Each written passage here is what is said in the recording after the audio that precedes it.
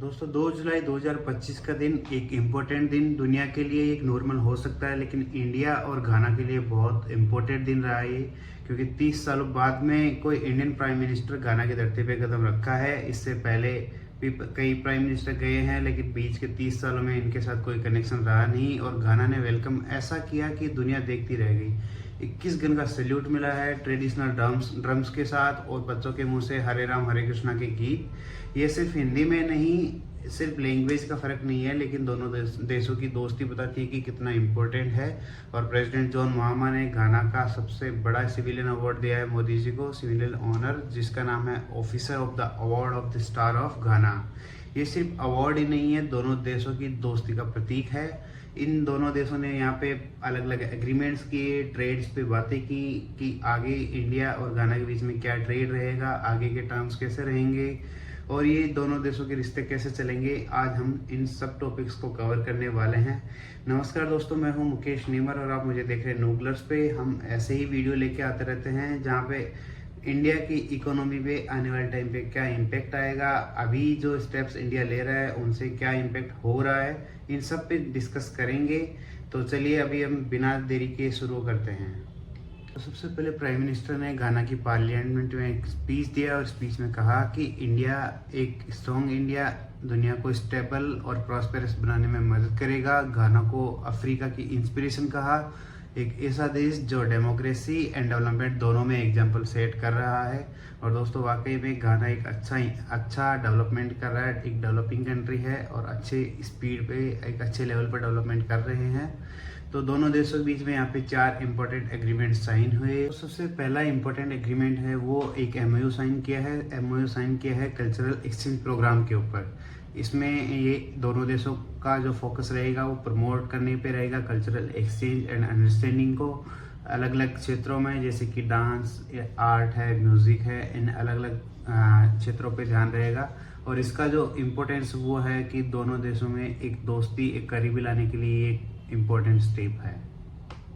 अभी जो next MOU sign किया है ये किया है बीआईएस और घाना स्टैंडर्ड अथॉरिटीज़। बीआईएस का जो है ब्यूरो ऑफ इंडियन स्टैंडर्ड्स है, जिसका काम है कि जो भी मैन्युफैक्चरिंग होती है, प्रोडक्ट्स बनते हैं, उनके स्टैंडर्डाइजेशन सेट करना है कि ये प्रोडक्ट अकॉर्डिंग टू स्टैंडर्ड्स है कि नहीं। तो ये दोनों देशों के बीच में ये इसलिए ज़रूरी है कि जो भी ट्रेड होएगा, जो भी दोनों देशों के बीच में इंपोर्ट एक्सपोर्ट होएगा, उसके लिए जो प्रोडक्ट्स के स्टैंडर्डाइजेशन है उसमें कोऑपरेशन करना, कि दोनों देश कोऑपरेट करेंगे स्टैंडर्डाइजेशन एंड सर्टिफिकेशन के ऊपर, जो आइटम्स के इंपोर्ट एक्सपोर्ट के लिए बहुत इंपॉर्टेंट है। तीसरा एमओयू जो साइन किया है वो मेडिकल के पर्सपेक्टिव से बहुत इंपॉर्टेंट है, जिसमें दोनों देशों के बीच में एमओयू साइन हुआ है आयुर्वेदिक दवाओं के ट्रेनिंग के लिए और जो दवाएं बनती हैं उनके लिए और इनके ट्रेड के ऊपर। तो 2 इंस्टीट्यूट्स के बीच में हुआ है। एक इंस्टीट्यूट है घाना की जो है institute of traditional and alternative medicine of Ghana, दूसरा है इंडिया का जो कि है institute of teaching and research in Ayurveda India. So दोनों इंस्टीट्यूट के बीच में ये एमओयू साइन हुआ है कोलैबोरेट करने के लिए कि जो भी ट्रेडिशनल मेडिसिन हैं इनकी एजुकेशन, ट्रेनिंग एंड रिसर्च के लिए। तो मेडिसिन पर्सपेक्टिव से ये इम्पोर्टेंट एमओयू साइन किया है दोनों देशों ने। जो चौथा एमओयू साइन किया है ये है जॉइंट कमीशन मीटिंग के ऊपर। और सिंपल भाषा में बात करें तो दोनों देशों के बीच में जो भी एग्रीमेंट हुए हैं उनको रेगुलरली रिव्यू करने के लिए, उनके ऊपर एक रेगुलर मीटिंग रखने के लिए कि इनको रिव्यू कर सके कि हमारी इन पे कितनी प्रोग्रेस है, क्या क्या इनके अंदर चेंजेस किए जा सकते हैं, कहाँ पे इम्प्रूवमेंट करने की ज़रूरत है। तो ये सब रिव्यू करने के लिए एक चौथा एमओयू साइन किया है। तो अगर हम बात करते हैं कि ट्रेड, इन्वेस्टमेंट और विकास पे क्या चर्चाएं हुई, तो इंडिया और घाना के बीच में आज के टाइम पे $3 बिलियन का ट्रेड क्रॉस कर चुका है ऑलरेडी। और 900 ऐसे प्रोजेक्ट्स हैं घाना के अंदर जहाँ पे इंडियन कंपनीज ने इन्वेस्टमेंट किया हुआ है और ये इन्वेस्टमेंट अराउंड $2 बिलियन है। और हमारे कंट्री का जो टारगेट है वो ये है कि घाना के साथ अगले 5 साल में जो ट्रेड करना है वो अभी जो ऑलरेडी हो चुका उसका डबल ट्रेड करना है। और ये ट्रेड सिर्फ कंट्री लेवल पे नहीं है, कि ऐसा नहीं है कि इससे डायरेक्ट इंडियन गवर्नमेंट को ही फ़ायदा होगा। गवर्नमेंट को तो फ़ायदा होना ही है, लेकिन अल्टीमेटली इंडियन कंपनीज़ को फ़ायदा होगा और इंडियन कंपनीज़ को फ़ायदा होगा तो इंडिया के लोगों को फ़ायदा होगा जो कि इनके अंदर एम्प्लॉयड हैं, जो कि इंडियंस ने इन कंपनीज़ के अंदर इन्वेस्टमेंट कर रखा है। तो अल्टीमेटली देखा जाए तो इसका इम्पैक्ट है वो इंडिया के लोगों पर ही आना है। और एक अच्छा पॉजिटिव इम्पैक्ट है, एक अच्छा जो दोनों देशों के बीच में अंडरस्टैंडिंग है, और ये दोनों देशों के लिए ही बहुत इम्पोर्टेंट और बहुत ही प्रॉफिटेबल है। ट्रेड और इन्वेस्टमेंट की बातें हो ही रही है तो यूपीआई कैसे पीछे रह सकता है। इंडिया ने ऑलरेडी अलग अलग कंट्रीज़ को अपना यूपीआई सिस्टम यूज़ करने के लिए दिया है, और घाना के साथ भी ये एग्रीमेंट किया है। घाना इंडिया का यूपीआई सिस्टम को अडॉप्ट करने जा रहा है, और इसका मतलब है कि फास्ट एंड डिजिटल पेमेंट्स जो घाना के रूरल एरियाज़ है उनको भी फाइनेंशियल इंक्लूजन करना, और अफ्रीका के डिजिटल रिवोल्यूशन में इंडिया का एक मेजर रोल रहने वाला है। दोस्तों, यूपीआई आने के बाद में इंटरनेट जो पेमेंट होता है, जो ऑनलाइन पेमेंट होता है, वो एकदम इजी हो रखा है। हर कोई इसको इजीली यूज़ कर सकता है, और ये जो है बिजनेसेस के लिए एंड आम लोगों के लिए, सबके लिए ही एक अच्छा स्टेप है। तो घाना इसको अडॉप्ट कर लेता है तो घाना के लोगों के लिए भी अच्छा है और इंडिया के लिए भी अच्छा है। दोनों देशों के लीडर्स ने मिलकर डिफेंस ट्रेनिंग, काउंटर टेररिज्म और मिनरल्स जैसे कि लिथियम एंड कोबाल्ट पर मिलकर काम करने का प्लान बनाया है, जो कि दोनों देशों की कंपनीज के लिए एक अच्छा स्टेप रहेगा। और साथ में मोदी जी ने कहा कि टेररिज्म जो है वो ह्यूमैनिटी का एक बड़ा दुश्मन है, जिस पे हम सबको मिलकर लड़ना होगा।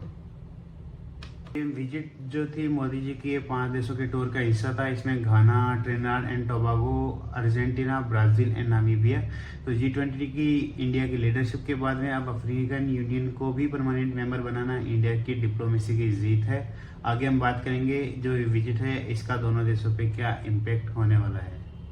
कि घाना को क्या फ़ायदा होने वाला है, तो सबसे पहला फ़ायदा है वो है इन घाना की इकोनॉमी को, डिजिटल इकोनॉमी को बूस्ट मिलेगा। हेल्थ केयर एंड आयुर्वेद का उनको एक्सेस मिलेगा। डिफेंस ट्रेनिंग में हेल्प मिलेगी कि इंडिया की एडवांस डिफेंस ट्रेनिंग के साथ उनको ट्रेनिंग लेने का मौका मिलेगा, और साथ ही में उनको ग्लोबल प्लेटफॉर्म पर एक स्ट्रॉन्गर वॉइस रखने का मौका मिलेगा।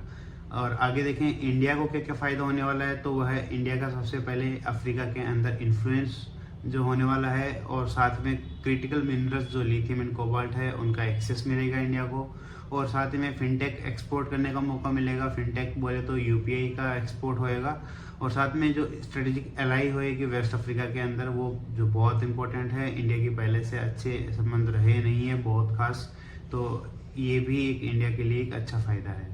दोस्तों, हमारे प्राइम मिनिस्टर का ये घाना का ट्रिप एक सिंबॉलिक ट्रिप ही नहीं बल्कि एक स्ट्रेटेजिक मास्टर स्ट्रोक है, जो कि दोनों देशों के बीच में दोस्ती को एक नए लेवल पे लेके जाएगा। इंडिया और घाना के बीच में जो ट्रेड और इन्वेस्टमेंट है उसको बढ़ावा मिलेगा, इंडियन कंपनीज को और अच्छा इन्वेस्टमेंट करने का मौका मिलेगा, और साथ ही में इंडिया और घाना का जो ट्रेड है अगर वो नेक्स्ट 5 ईयर्स में डबल हो जाता है तो दोनों ही कंट्रीज़ के लिए बहुत ही बेनिफिशियल होने वाला है। और चलिए इस टॉपिक को यहीं पे ख़त्म करते हैं। अगर आपको कुछ और जानकारी चाहिए तो आप कमेंट करके बता सकते हैं। तो दोस्तों, अगर ये वीडियो आपको इन्फॉर्मेटिव लगा है तो इसको लाइक करना ना भूलें, और कमेंट में आप बता सकते हैं कि इस वीडियो का कौन सा पार्ट, कौन सी इन्फॉर्मेशन आपको सबसे इम्पोर्टेंट लगी। और हमारे चैनल नूगलर्स को आप सब्सक्राइब करना ना भूलें, क्योंकि यहाँ पे हम वो सारे टॉपिक्स लेके आने वाले हैं जो आपके लिए जानना बहुत इम्पोर्टेंट है। और अपन जल्द ही मिलते हैं एक नए इम्पोर्टेंट टॉपिक के साथ।